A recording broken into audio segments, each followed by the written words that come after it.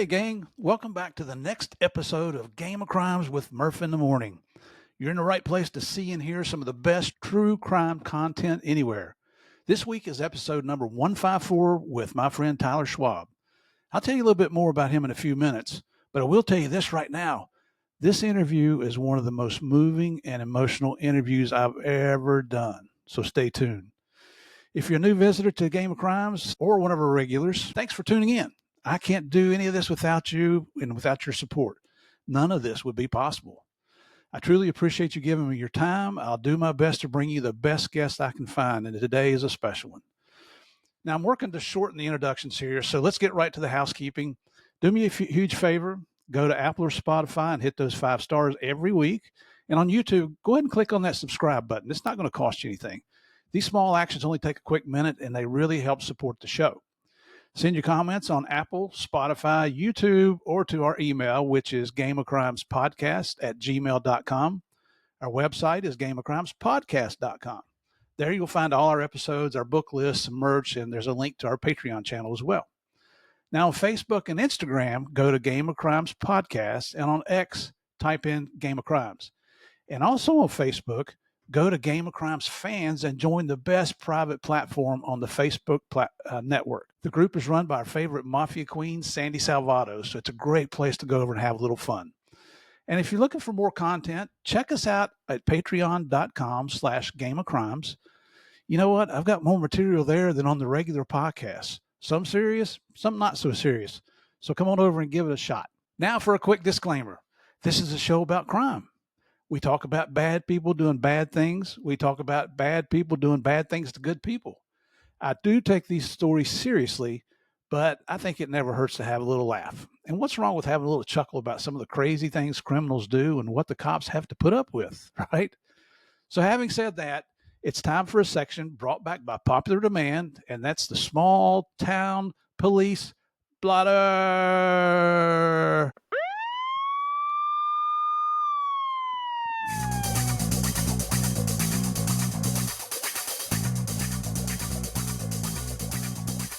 All right, let's get into today's episodes here. We got 3 stories.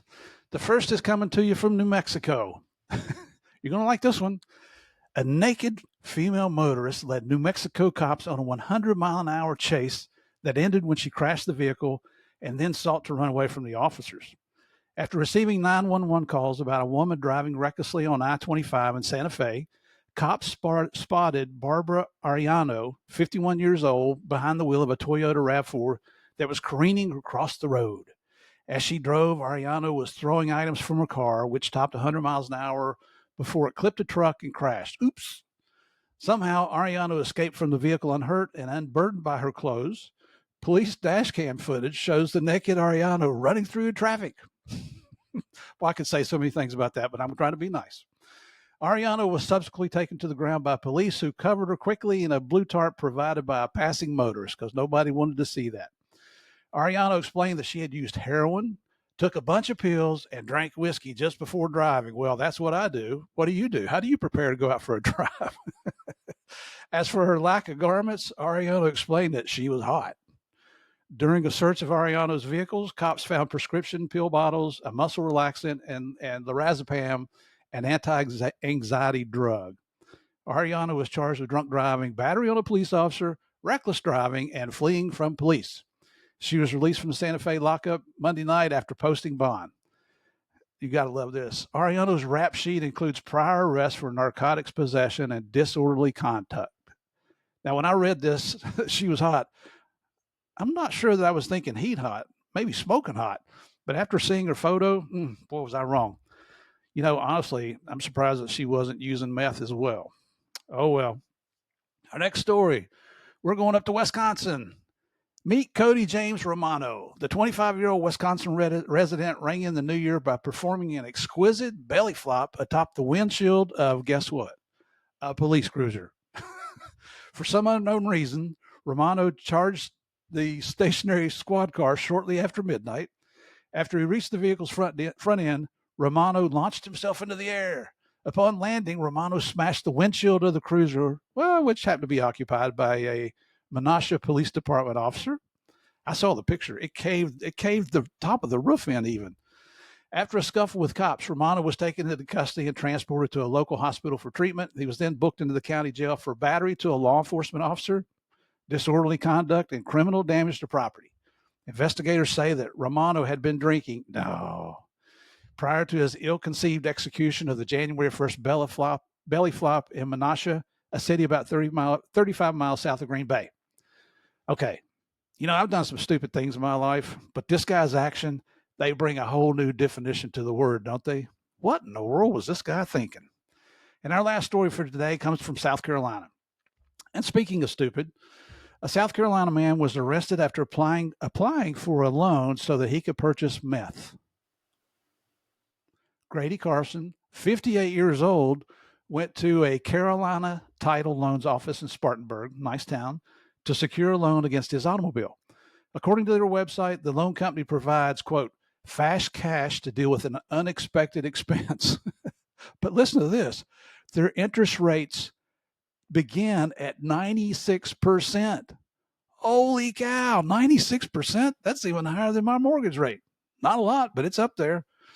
Okay, an employee told cops that Carson, who was pacing as he filled out paperwork, told her he needed the money to purchase meth. Now, being a criminal is not his best line of work. Since her manager was in another store, the worker faxed a help letter to the second employee, who then contacted the police. When officers arrived at the loan business, Carson was handcuffed, and a search of his pockets turned up a glass container with an off-white rock substance inside. Carson stated, quote, it was cocaine, but he was not going to smoke it because he wanted to do meth.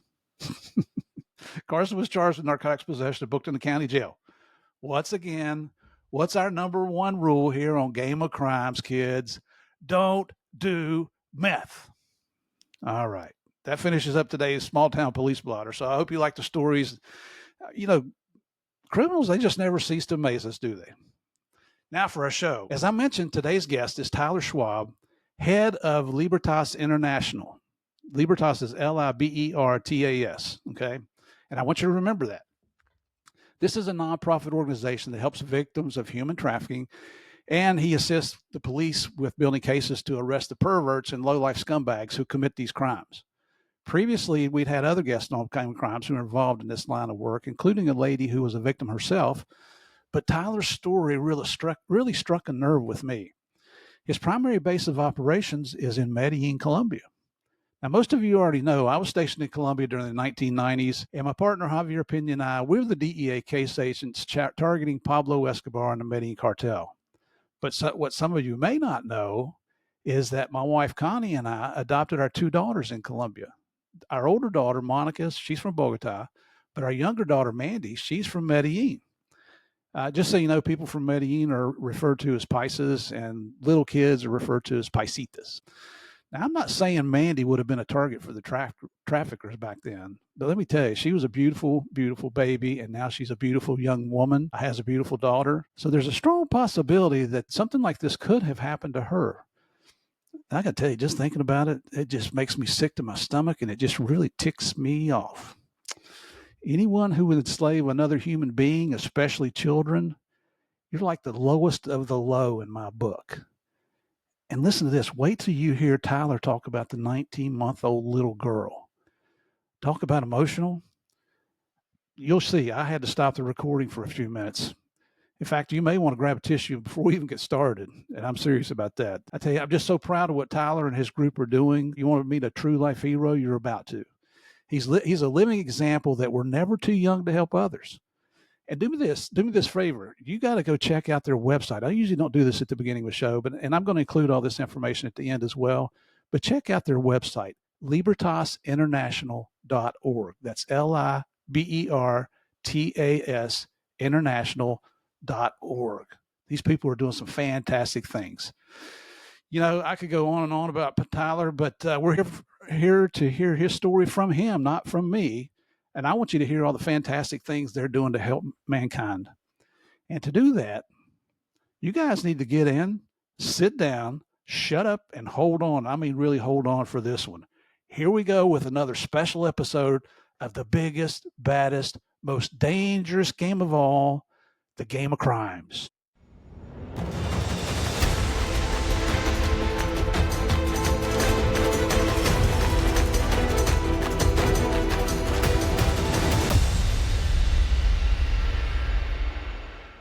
Hey, everybody. Welcome back to Game of Crimes with Murph in the Morning.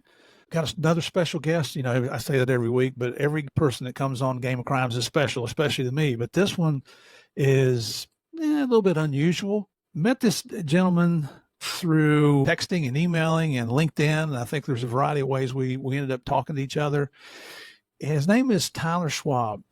Now, Tyler contacted me a couple months ago, and this was during the time when Morgan was leaving the show, and I was trying to decide whether to continue with the show, and just a lot of things going on in life. And after some prayer and thinking about it, decided, I'm going to continue doing the show because you folks have been so good to me over this is our 4th year now. Holy cow. I'm just still impressed that we're still doing this after 3 full years. But unfortunately, I forgot about Tyler's message. But last week, he sent me another message.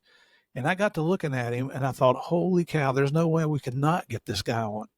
So we reached out. We talked on the phone. We were recording this on a Friday. We talked, I think it was on Wednesday. And he's heading out of town here on Sunday to another country. And he's gracious enough to give up his time today to do this interview. What he's involved with, I think, will shock you. But first of all, Tyler, welcome to Game of Crimes, brother. So glad to have you on here.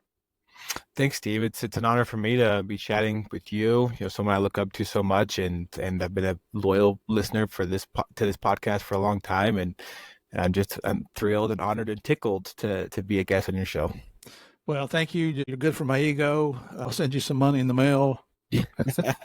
But, for all the other listeners, did you hear what he said? He's a listener to Game of Crimes. I mean, here's a guy that is supporting us. I don't know how long you've been listening, but that was really excited to hear that. Now, Tyler started a company called Libertas International. And Libertas is a Spanish word for freedom. He's got a really unique story that we're going to talk about, but this is what really grabbed my attention. This is why this is so special to me today. For those of you that have heard me, speaking for years now, you know that my daughters are Colombian. We adopted them. One is from Bogota, one is from Medellin. Well, Tyler is involved in trying to help victims of human trafficking. This is now his, I think it started out as his life passion and is now looks like it's going to be his lifelong career. And you can see he looks pretty young. Right. But he's been going at this for quite a while. And with my youngest daughter being from Medellin, that just really struck a nerve with me. And my oldest daughter's from Bogota, and he's working in all those places plus more. In the past here on Game of Crimes, we haven't done it enough. But when Morgan was here, we got interested in human trafficking. I mean, what a horrible crime to commit against, especially juveniles, especially babies. And Tyler told me some stories that might make you tear up just when you stop and think about what's going on. We'll get to those in a few minutes. But if you remember back on episode 60, we had Natasha Herzig, who was a victim of human trafficking. She was living in San Jose, California at the time. And I think she was 19 years old when they kidnapped her. And if you haven't heard her story, go back and listen to it. That's episode 60 here on Game of Crimes. And then we had episode 133. We had Ty Holland come on the show. And at that time, Ty was working with Operation Underground Railroad, and you heard some of the things that they were doing.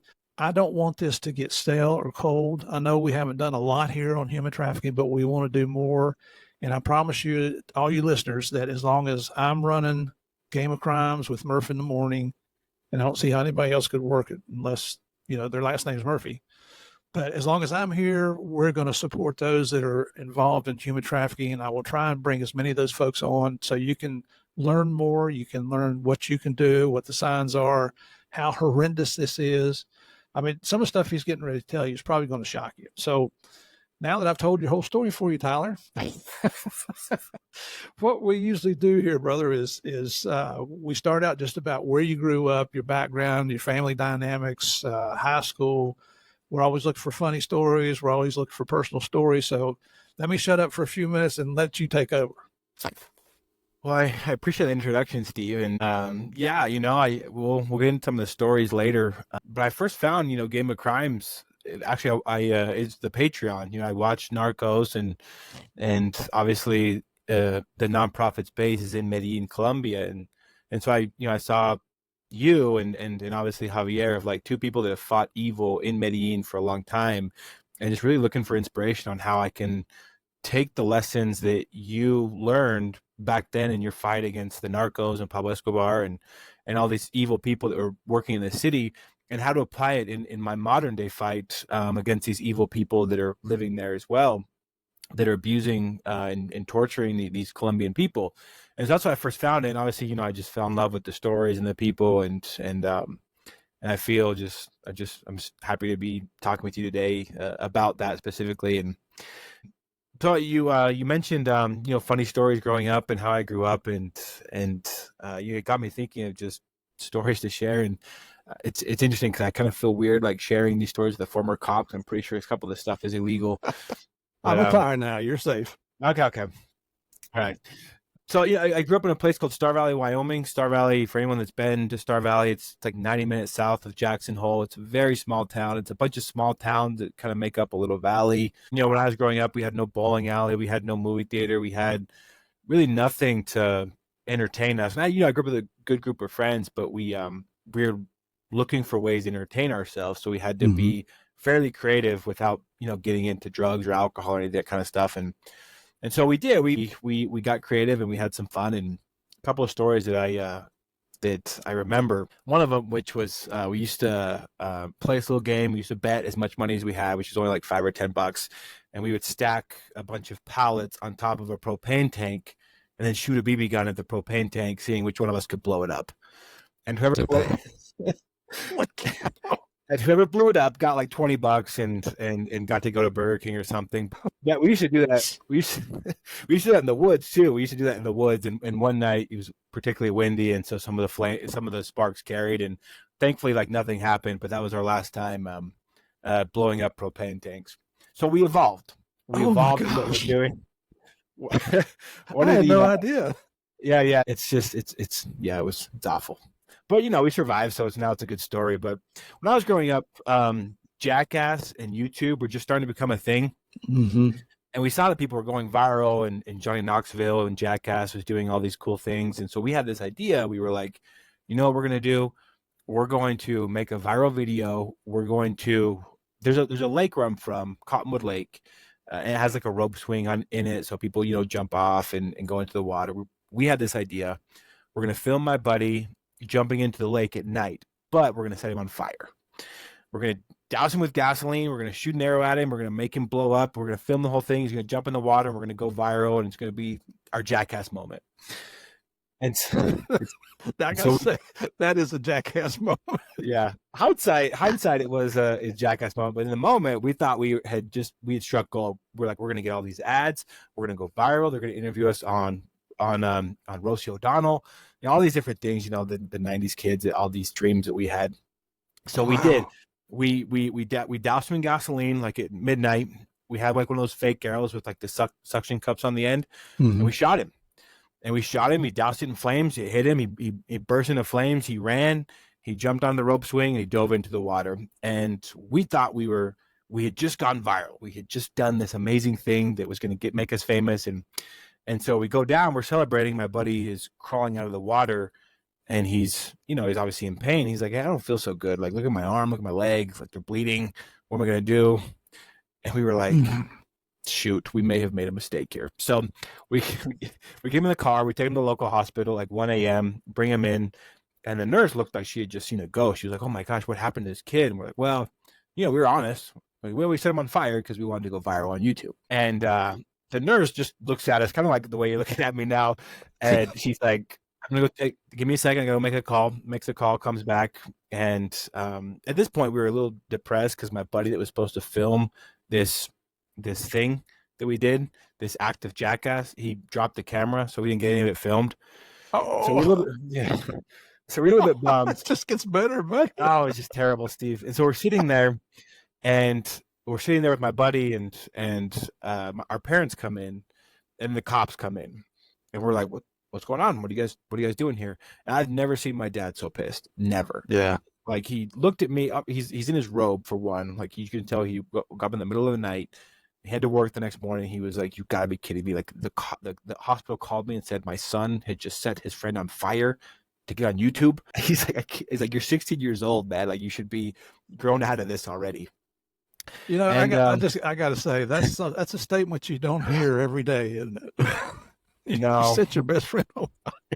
no, and like so, it took some, it took skin grafts to like help his skin. He's healed great. He's actually coming with me to the United Nations next week, so we're good. Me and my buddy that we set on fire. But the making your own entertainment, the trying to have some fun in like a small town, and during this time, eBay was also a thing. It was just starting to become like more of a thing that it is right now, and so we had this idea. We're like, we always get tourists in Wyoming that go to Grand Teton, that go to Yellowstone, that are looking to see the bear, see the elks, potentially see Bigfoot. So we're like, well, let's give them Bigfoot. So we found this Sasquatch outfit on eBay. It's like $35. And so we bought it. We bought the Sasquatch outfit, and we took it to Yellowstone, and we just started walking around. And I don't, if anyone has been to Yellowstone or Grand Teton, like when someone sees like an animal, like a moose or a bear, like just crowds and crowds of people start to gather to take pictures of these animals. And so with Sasquatch, we had a little experience too. We had one car stop when Sasquatch was walking through the woods. We had 20 car stops. We had 60 people that stopped, and Sasquatch, we would text my buddy. It's like, hey, wave at him or something. And so Sasquatch would wave at the tourists, and tourists taking pictures, thinking Sasquatch waved at him. Or we joke with him, be like, okay, charge at him this time, like scare him. And so Sasquatch would take off running, full blast these tourists, freak them out a little bit. And then we had some where it's like, well, flip them off and then walk into the woods. And so that's what my buddy in the Sasquatch outfit would do, is flip them off, walk in the woods. And these tourists, all excited, I can't believe Sasquatch just flipped me off. Stuff like that, stuff like that to make your own fun in a small town when you have no movie theater or bowling alley. And, thank goodness, like nothing bad, nothing worse. I guess bad stuff happened. Nothing worse ever happened, which was good. But that's where it's just a small town, grew up in a small town. And that's how I made my fun. And what I'm looking for here is we had a special episode with James Murray. Everybody knows him as Murr on television in Practical Jokers. Got it. Have you ever seen that show? Yeah. And that's what you guys were doing 16 years ago. Yeah. Yeah. We in this time, like there wasn't the smartphones. We couldn't catch a lot of it. We had like the handheld camera. But the tourists in Yellowstone, we did get that one filmed, and so your viewers, if they think I'm lying or whatever, they can go to YouTube and type in Sasquatch scaring tourists, and you'll find Sasquatch. This is not at all what I was expecting to hear in today's interview. I did a lot of research on you, and I didn't find those stories anywhere. That's hilarious. And what makes it even funnier is I've got a picture of you sitting on top of the building at the Colombian Congressional Building in Bogota in your suit and tie, and you're telling me stories. I'm like, no, that's no way. Yeah, it's definitely, you have those moments of like imposter syndrome where it's like I'm sitting in the Congress building, but 15 years ago I was setting my buddy on fire. How did we get from point A to point B? Well, just to me, that's just proof that God has a sense of humor. Definitely. Not to get off on me, but I had my first run-in with the cops when I was 10 years old trying to break in a house. And that's been back when the cops could use common sense to handle situations. Of course, they didn't take us to jail. They took us home to our parents, which is worse than going to jail in my book. And then you see how we turn out. So it's like Martin Luther King said, keep hope alive. Right. I'm a big believer in that. So just very briefly, what were your punishments from your father for setting your best friend on fire? Oh, I don't remember, because when I was that age, I wasn't really a good student, and my dad was very much more concerned about my grades growing up. Mm-hmm. So I remember that was bad because that happened on a weekend. But on the Monday following that event, my grades would come out, and that's when I knew that I was going to get my ass chewed, because my dad was a straight A student in high school. He was a straight A student in college, very much took education very seriously, and that trait just didn't get passed on to me. Like for me, it was like, as long as I got the C or maybe a B minus, I'm going to go hang out with my friends. I'm going to go to the restaurant. I'm going to go on a trip. And in high school, it was even worse. Like as long as I could stay eligible for the basketball team, that's what I was mainly focused on, which to stay eligible on my basketball team, you had to maintain a 2.3 grade point average, and you could only have one D. And so I was like right on that limit. I had like a D and then a bunch of C minuses. And for my dad, that just wasn't good enough. And so I knew that the Monday following that event, I was going to get it even worse. And for my punishment for then was I'd get grounded for a week, 2 weeks. I couldn't go to the gym and play ball with my friends, or I had to show that education was a priority for my dad. And so the fire stuff, like, yeah, like I think I got punished for that, but I remember distinctly that the Monday following, I was gonna have to tell my dad why I had an F in history, and it was because I didn't hand in an assignment because I was too lazy to do it. And I was trying to Mhm. think of a way to tell my dad that I was too lazy to do it, so I got an F, without telling him I was too lazy to do it and got an F. So I remember that was my main concern that weekend. Hey, it's all a sense of priorities. It's where you are at the moment, right? Yeah. Now, do you have any brothers or sisters?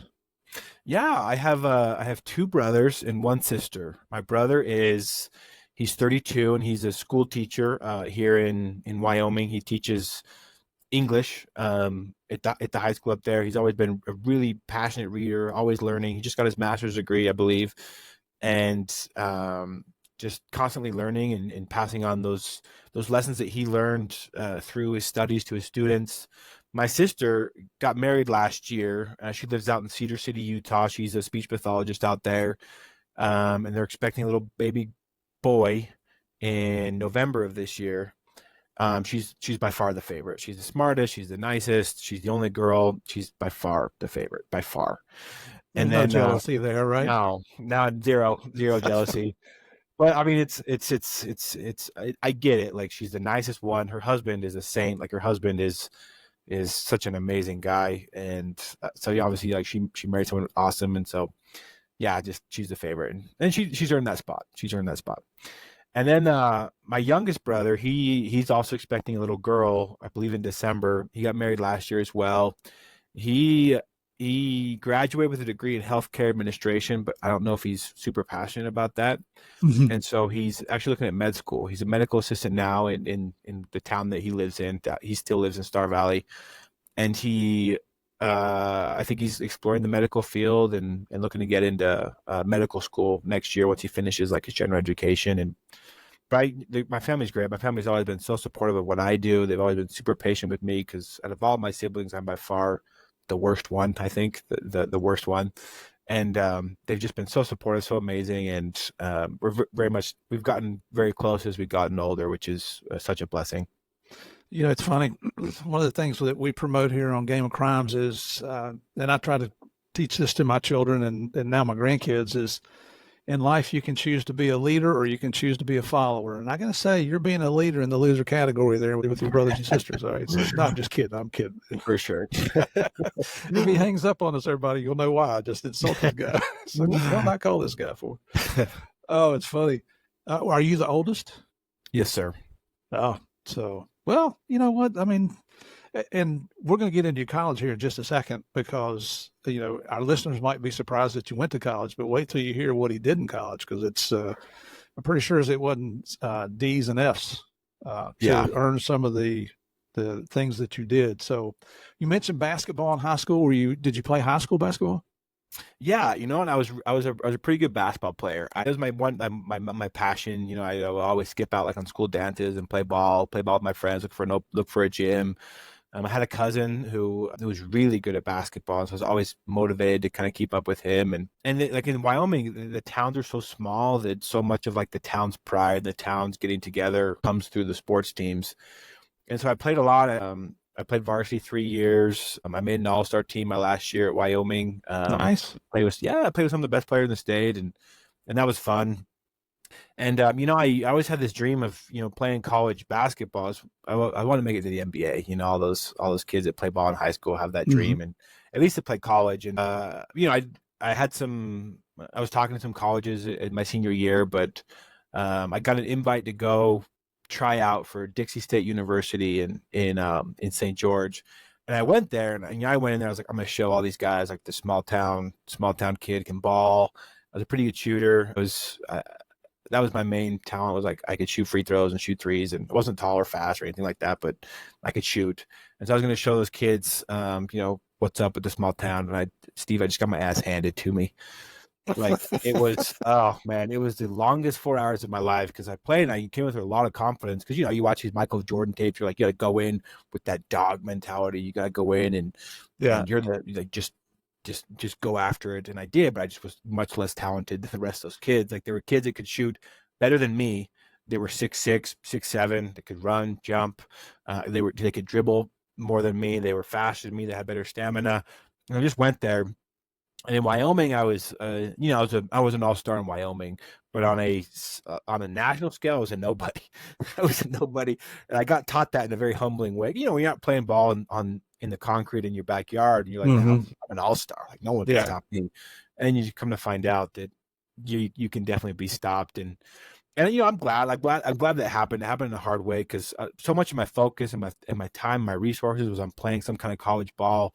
And when that dream kind of got shut out, it put me on a path, just a better path, a path that was more right for me. But it took me getting dunked on, getting outshot, getting the ball stolen from me, just getting embarrassed at Dixie State University, which I believe it has a different name now. I believe it's called like Utah Tech College or something. But it was very humbling for me to see just how little of a deal I actually was in basketball, and kind of ripped that dream away from me to put me on a better path. But it came in a rough 4 hours there at that university. Yeah. And, things like that are life-changing moments.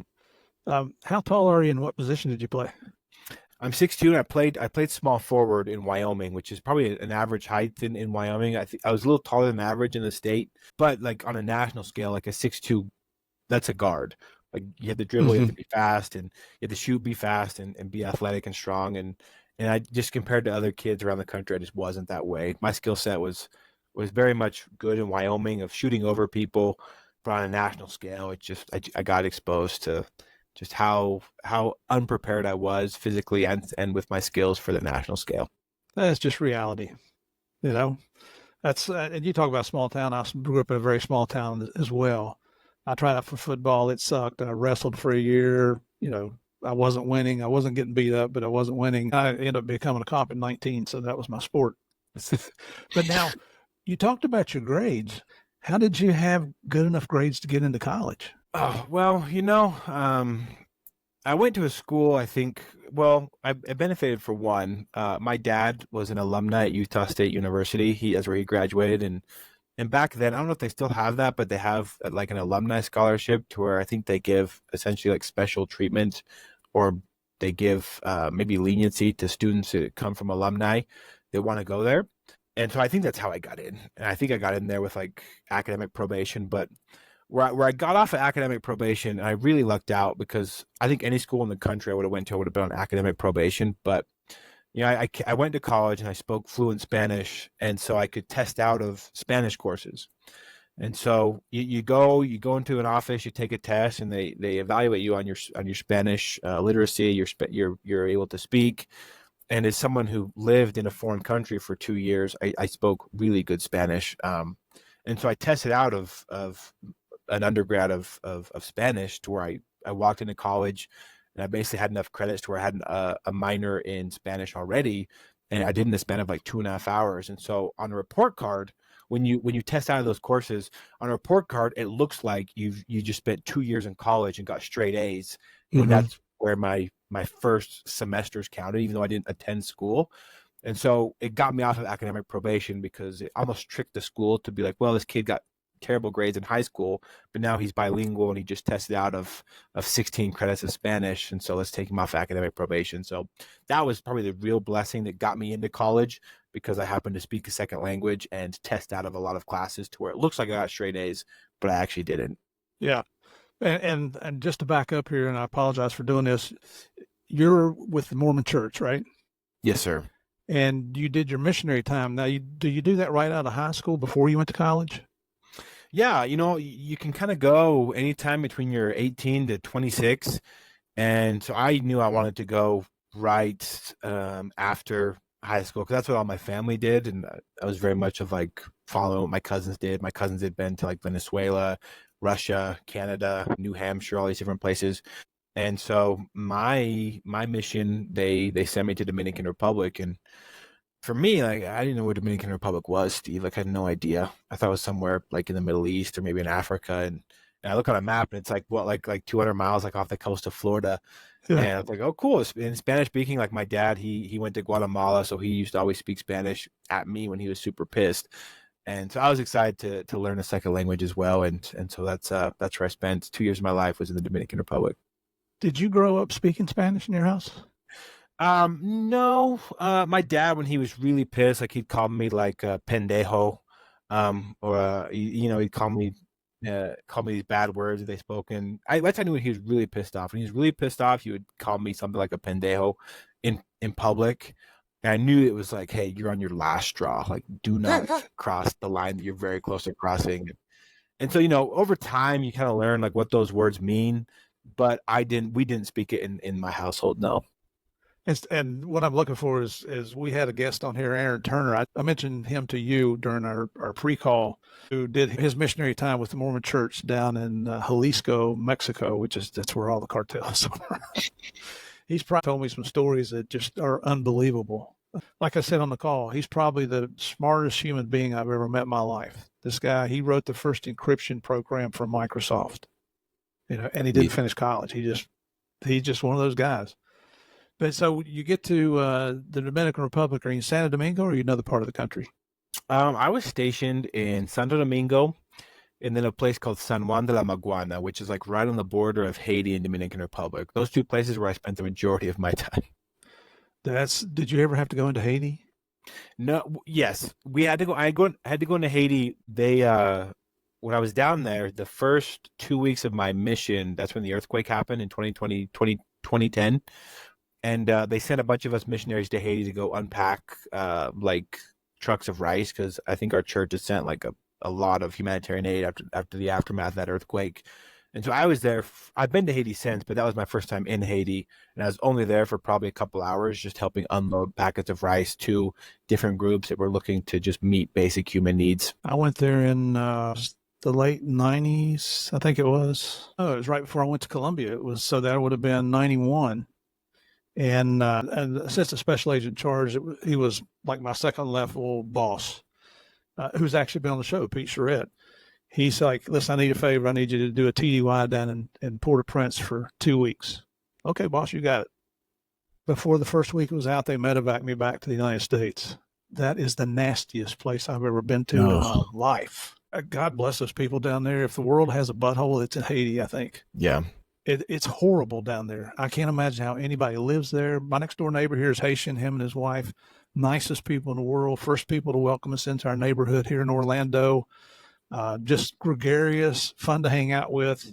So it's nothing against the people, but the conditions in Haiti are deplorable. I mean, it's just unfreaking believable. So anyway, back to the Dom Rep there.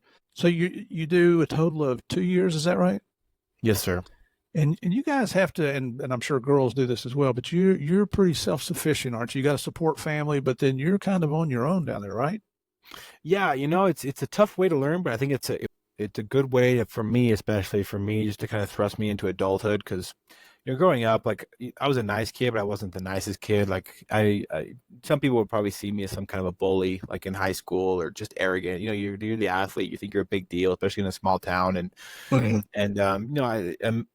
my mission specifically, like it just really just helped me understand like what it means to be a good human being, for one, how people in the real world live, what it means to actually like love your neighbor. Like, what does that mean exactly? The Dominican people really it showed me all that, because I went down there. You just learn how selfish you are, how ill prepared you are for the real world. And then like your weaknesses really get exposed to where if you don't have good habits, like I didn't know how to, it's because of me. I was just lazy growing up. I didn't know how to wash my own clothes. I didn't know how to tie a tie.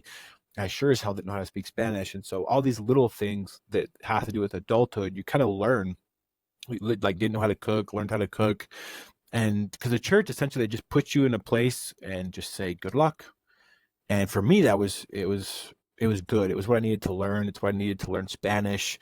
And I'm thankful for that, because I don't think I would have learned a second language any other way than just having these people put me in a place surrounded by people that spoke Spanish and said, you either learn the language or you don't eat. And so I ended up learning the language. Wow, I had no idea they sent you down there and you didn't know the language. Yeah, they put you like through language school, but it's not much language school. They put you through 6 weeks of language school, but at that point, there's just too many like lifeboats where if you get confused, you just start speaking English, and everybody speaks English. Everybody around you speaks English, and so you can practice your Spanish. But you don't have to if no one's looking. And then in this language school, there's people that are learning Greek, they're learning Russian, they're learning Spanish, they're learning Arabic, Portuguese. And so sometimes when you want to practice, like the person you're practicing with is learning Russian and you're learning Spanish. And so they do their best effort, but it's there's too many lifeboats out there in the Mm-hmm. language center. And so getting out in the mission field is what we call it, being out there in your country where you're assigned to serve. That's where you really start to learn the language because you have to, you Mm-hmm. don't eat. Yeah. When with DEA, they sent me to language school for 6 months to learn how to speak Spanish, and here was the problem: I learned, but they taught me how to speak proper Spanish. I don't speak proper English. Yep. So my wife and I, we get to Colombia, I could talk to them and to the Colombians, and they understood everything I said, but then they answer me in their idiomatic expression, their local lingo, and I'm like, well, that doesn't sound like a damn thing I heard in language school. Yep. Fortunately, you could hire instructors there on the weekends or in the evenings to come over and help you start picking up things like that. And then working with the Colombian National Police, that for me, that's what really helped me to get more acquainted, I guess, with the language. But now, while you're in the Dom Rep, you have an encounter with a young lady, right? Or you end up in a brothel or something. Yeah, this when I was in the Dominican Republic, I would see exploitation a lot. I would see little like young girls that were with mainly European men where I was living in Santo Domingo.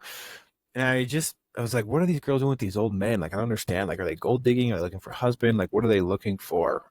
Just putting the blame on them, really. Like I would see, like 14-year-old girls sitting on the laps of like these 60-year-old European guys and they would be kissing and drinking and I'm just like, I don't understand what's going on. But when I was a missionary, I would see it, but I just kind of brushed it off. I thought that the girls were just looking for some source of sustaining themselves. And I was totally wrong. Like I was just totally incorrect in my way of thinking, and I didn't realize that until after my mission. So I go home from my mission. I'm at Utah State, and I see this flyer for this conference. It talks about modern day slavery, and I was like, "What? Like modern day slavery? Like I thought Abraham Lincoln, got rid of that." Mm-hmm. And so I went to this See, conference. look, you did learn history. Yeah, I learned a little bit of history. I got a D. I didn't get an F. I got a D. So I learned something. But yeah, I knew that slavery had been abolished. At least that's what I thought was happening. And this presenter, I don't even remember this presenter's name. I don't know if they were a professor or an activist or what they were, but I remember like what they were saying, like the impact of there's more modern day slaves today than there's ever been. And this person listed off 5 places that they'd been where they encountered modern day slavery. And he mentioned the Dominican Republic. I'm glad that he did because I don't think if he wouldn't have mentioned Dominican Republic, I think I would have been like, oh my gosh, that's so sad. But then moved on with my life. But Mm-hmm. because he mentioned Dominican Republic, a place I love so deeply, and the people that I cared so much about, and he said that there was people being exploited, I just couldn't sit with it. I was like, oh my gosh, I can't believe that's actually a thing. I have to learn more. I have to learn more. I have to learn more. And so, as a college student, I wanted to go back to the Dominican Republic so bad to learn, to go into those brothels and to find out like what exactly was happening. But I was broke. I was so broke. I'm a college kid. Like the only thing you have to your name is $50,000 in debt and a bunch of textbooks that cost too much. And so that's what I did. Is I sold my textbook, I sold my mattress, I sold my old GameCube, so I could pay for a ticket to go back to the Dominican Republic and learn more about what was going on there. Wow. And so you're at Utah State here, and you end up getting an associate in science at Utah State, right? Yes, sir. So you haven't gotten to that point yet. You just sold everything and headed back to the Dom Rep. Yeah, I couldn't focus on anything else. Like I wanted to go back so bad. I couldn't stop thinking about it. I'd done my research online, like you go to Google and you type in human trafficking in the Dominican Republic, but even like back then, like the internet was just social media was just starting to gain the traction that it is. So there was very little information other than that was put out by the US Department of State. And I knew I wanted to do something to at least know what was going on. And so I knew I had to go back. Wow, that's now how did your dad take that? I think my parents they've always been supportive of what I wanted to do, but I think they'd wondered like why I wanted to go back so bad.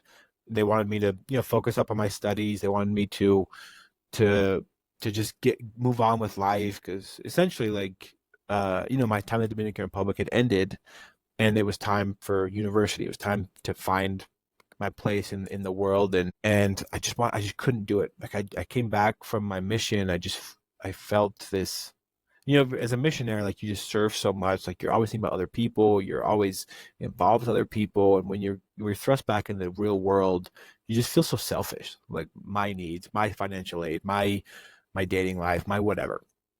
And so when I wanted to go back, I think my parents at first were like, why do you want to do this? Like, I don't understand why you're kind of going back. And I didn't understand either. And like hindsight being 2020, I think they could see it now, kind of my path forward and how this trip back was essential for my way forward.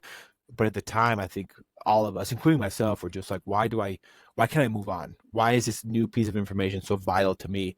Why can't I just set it aside, do my thing for 10 years and then revisit this when I'm in my mid 30s or early 40s? Right.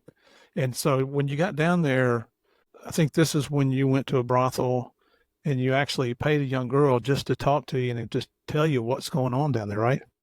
Yeah, so I went into this brothel because that's where I learned that people were being exploited, and I was greeted by a pimp, and I just knew I just wanted to talk to somebody. And so I saw this little girl, she's maybe 13, 14 years old, and I was like, I want to talk to her, talking to this pimp. And this pimp, he was like, oh, great. Like, well, she's $20 an hour. You can do whatever you want. You can take her to a back room. And I wasn't like undercover or anything. I was like, whoa, hold up. Like, I'm not looking to do anything to her. I just want to talk to her. I just want to buy her dinner.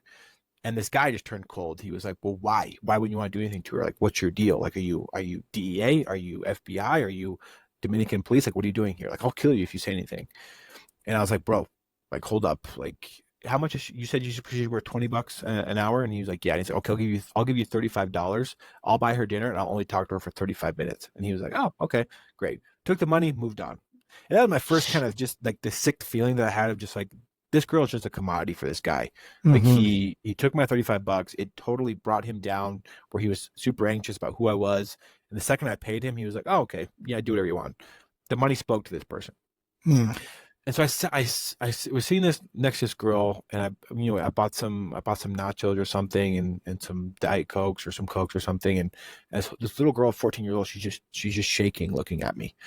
And I knew that she was scared of me, and so I wanted to kind of put her at ease right away. I was like, I just paid for your time. I'm not going to do anything to you. Let's just talk. I just wanted to find out essentially what the hell you're doing in here. And when I told her I wasn't going to do anything to her, you would have thought I just told her that she had just won $100. Like she was just like, oh, thank God. Like, okay, well, what do you want to talk about? And we just started eating this food, and I asked her, I was like, well, how did you end up in this place? And so she told me, she was like, well, I'll tell you what happened is my family is dirt poor and we're very Catholic. There's been days where I haven't eaten, where I've gone out and like looked in the garbage for food. I'm just looking to sustain my family. We're just so poor. And one day this person came to my house and it was like, hey, we're hiring at this club. We're looking for waitresses. They're young, they're pretty, they can bring in some clients, and your daughter seems like a great candidate for this job. And so she'll come with me in a different part of the city. We'll provide her housing, we'll provide her food, and she can send money back to you so that she can help sustain your family. You guys won't be poor anymore. And these poor parents, like they're just so desperate that they think this person is a sign from God. They're like, oh, thank goodness, like someone that finally came to our rescue and is coming to help us. And so they send their daughter with them. The daughter shows up, and they're like, well, we may have told you it was a waitressing job. It's not. You're actually going to have to sleep with clients for money, and we're going to take 85% of what you make. You can send money back to your family, but you can't tell them what you're doing, or we'll kill you, and we'll go get your little sister, who is 8 or 9 years old. You have a debt you have to pay, and we're going to take your documents so you can't escape, and we have police paid off, and so you can't go to the police, and this is your life now. And so there's your first client. And so she told me this was her second day in the club, and she was her second or third day in the club. I don't remember exactly which day it was, but she thought it was going to be her first client, because her first client, he asked for something that she wasn't familiar with because she was so Catholic. The guy asked for anal sex, and she was like, I don't know what that is. And so the traffickers, what they did to her was they took her into, because she was so Catholic, she was so religious that she had no concept of what that was. So her traffickers took her into a room, made her watch Pornhub for 2 days, anal sex porn, and then come back and like, well, now you know what to expect when a client asks for that. And so she thought I was going to be that person. And I was just like, when she told me this whole story and how she's trapped there, she has this debt she can't pay. and that she's under threat of violence if they'll go get her little sister. And so she was like, that's how I ended up in that spot. And at that moment, my heart was, first off, I felt so guilty because all those little girls that I saw when I was a missionary, and I put the blame on them. Like I came to realize that those girls had zero choice of who they were with that night. They had zero choice of what they did that night, and the money that they made went right back to the trafficker. And then two, I was so heartbroken for this person sitting right in front of me because I'd read for months about human trafficking. I read all these stats. I listened to survivor stories, and for the first time in my life, I had a real victim 2 feet in front of me that I could not help. And I was listening to her story of this just hell on earth. I just felt so helpless, and my heart just broke. And I was like, I can't believe this is actually happening in 2020 in 2012. It is. It is heartbreaking, and I'll bet you did feel helpless. So, how long were you down there on that trip, and then where did you go from there? Down there for about 2 or 3 weeks, and like her story, I'd heard it all throughout the country. I spent a couple of weeks down there talking to people that were victimized by this crime, but I'll never forget the first girl I met, because I was the first girl, and I met Haitian immigrants that were being exploited. I met boys on the street that were forced to beg. I met people from Venezuela as the crisis was just kind of hitting its peak, that were leaving Venezuela, that had come to Dominican Republic looking for a new opportunity, that couldn't leave now because they were being exploited in these clubs. And I was just so shook. I was just so shook of all this. I just wanted to help so bad. And I couldn't, because I didn't have the education, I didn't have the research, I didn't have anything. I just had the desire. And so I made the decision in my head. I was like, you know what? I'm going to work my ass off in school and just make a lot of money and make some kind of impact and just get a lot of money. And then when I'm in my 40s or 50s, I'm going to go back to this and start donating or getting involved. I had my whole plan, kind of figured out. And my whole plan in a span of like 12 hours got flipped on its head, because I was flying back to Salt Lake and I was in the Delta Lounge in Atlanta.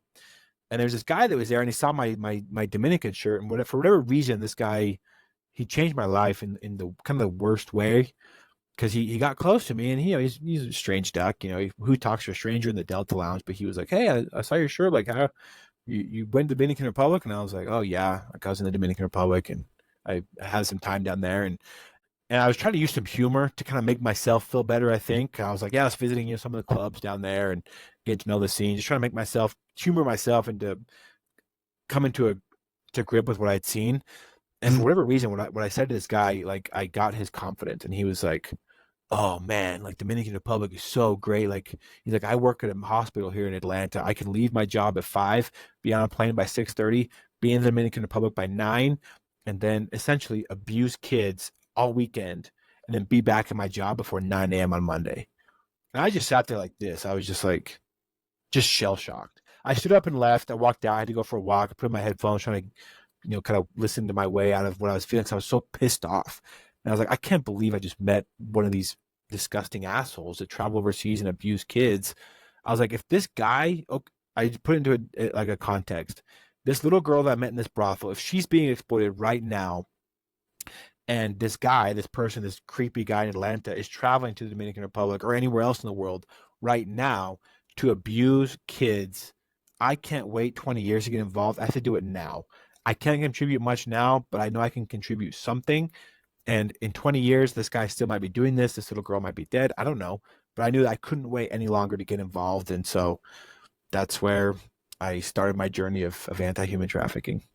Unbelievable. So you get back to Wyoming, and did you go back into college? I guess I'm trying to stumble across a question here. Yeah. I went back to college. I ended up transferring schools. I went to a place called BYU Idaho out in Rexburg, because I have this kind of like wonky system there. It's wonky, but actually it worked really well for me, where you can kind of pick your own semester. You have to fall into like the spring or fall. They have 4 semesters a year. You can pick 2 to attend school. And for me, that worked really well, because I could go to school as a full-time student, but also take some time out to invest in the nonprofit, to do things with the nonprofit, to try to find out how to help. And so I ended up going to school at BYU Idaho and got a degree in healthcare administration, while also like setting up my nonprofit, because the nonprofit was growing.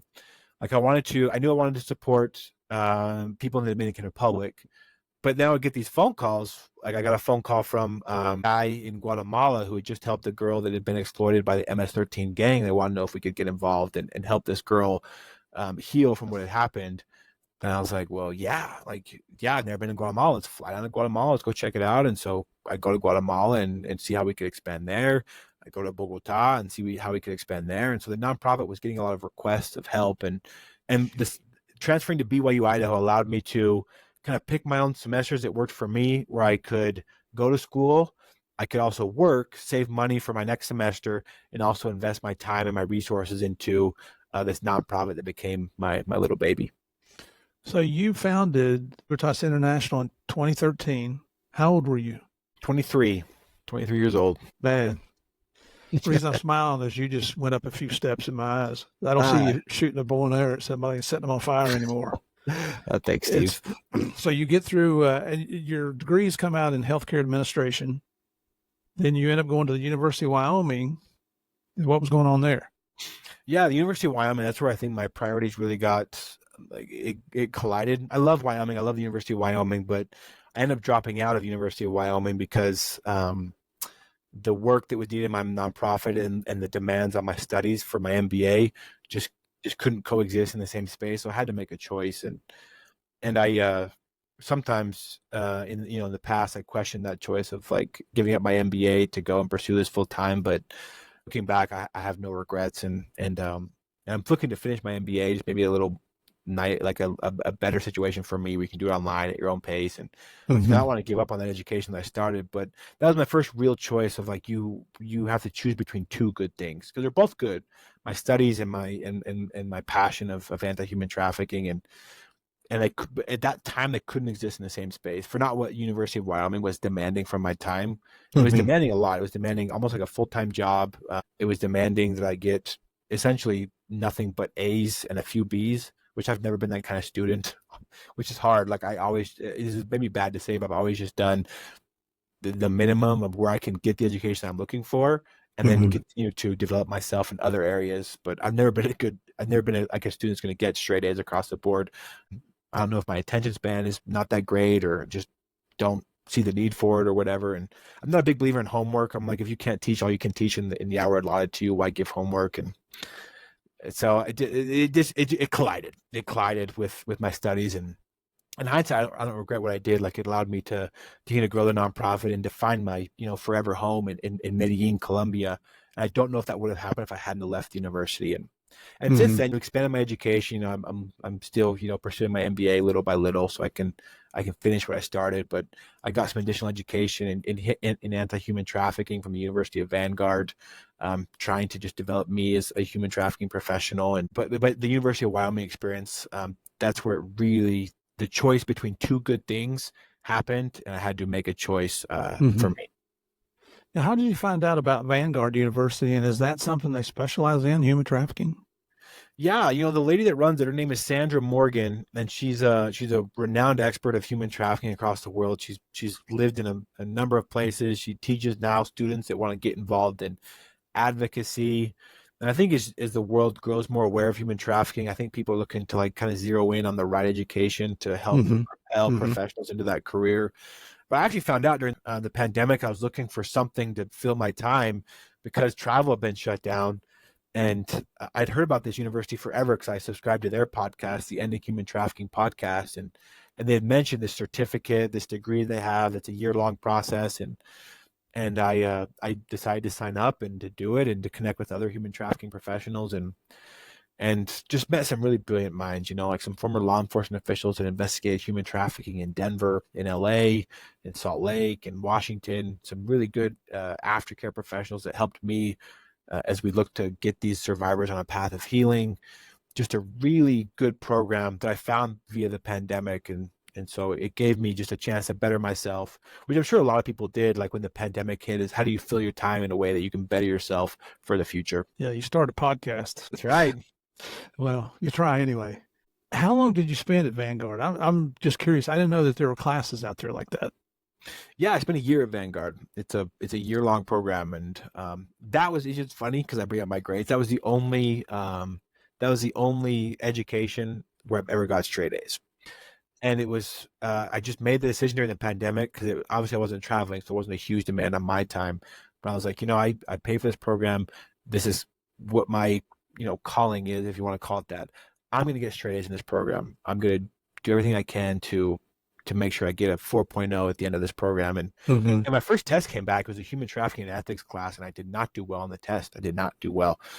And I talked to my professor of why not. She helped me to grasp the reading material that I was reading, to apply some theories from different sources that I didn't understand in my limited view of human trafficking in Latin America.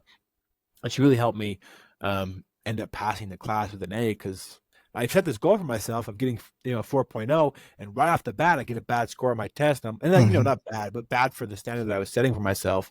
I was like, I just set this goal for myself. How am I going to fail already?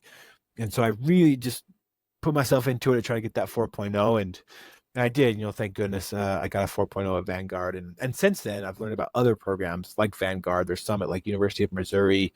There's some out in Vanderbilt. There's some at Pacific University that are teaching students how to be better human trafficking professionals. I think actually the University of Utah as well just opened up like a human trafficking clinic where victims of human trafficking can go and receive free legal services. So I think the world is evolving to better meet the needs of that population as the light shines brighter on this crime. You call it a passion or a calling, or I think there's a lot of people in life that never experience that they kind of stumble through life and just, job is something to put money in the bank so you can have a house and food and a car and things like that. But when you find a passion, man, there's an old saying, you find a job you like, you'll never work a day in your life.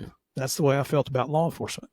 I did it for 38 years, and when I retired, I wasn't happy about it. And the fact that you found that at 23 years old, I'm impressed that you started a nonprofit at 23 years old, just to be quite honest with you. I'm just ready to get in some stories here. But I want to ask you before we do, did you ever get married? No, sir. No, I'm still single. Yeah.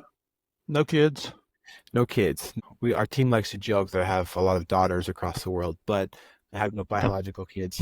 Yeah, but you got them for the right reason. A lot of people could sit back and say nasty things about that, but I don't think that's what we're dealing here with at all.